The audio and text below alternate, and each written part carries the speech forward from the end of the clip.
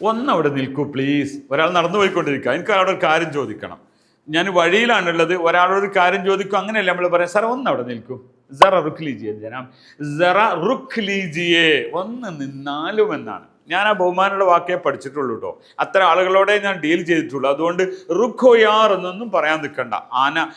ഒരു അന്യ ഒരു വ്യക്തിയെയാണ് നമ്മൾ കാണുമ്പോൾ അങ്ങനെ റുഖ് ലീജിയെ, റുഖോ, അപ്പോൾ റുഖിന നിൽക്കുക എന്നാണ്.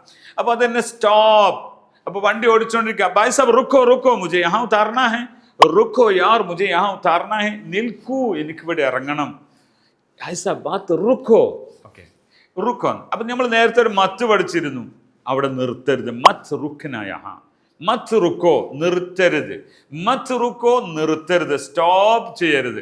അപ്പൊ സ്റ്റോപ്പ് എന്ന് പറയാ റുഖ്, റുഖ് ലീജിയേ, സ്റ്റോപ്പ് ചെയ്താലും റുഖോ സ്റ്റോപ്പ് ചെയ്യൂ, ഈ രീതിയിലാണ്. ഓക്കെ, അപ്പൊ നമ്മൾ റുഖ്ന എന്ന് പറയുമ്പോൾ ഗാഡി റുഖ്രേ, കബി കബി ഗാഡി റുഖ്രേ, ചിലപ്പോൾ അടുത്തടുത്ത് വണ്ടി നിന്നുകൊണ്ടിരിക്കുന്നുണ്ട്, റുഖ്നാ ഹേ.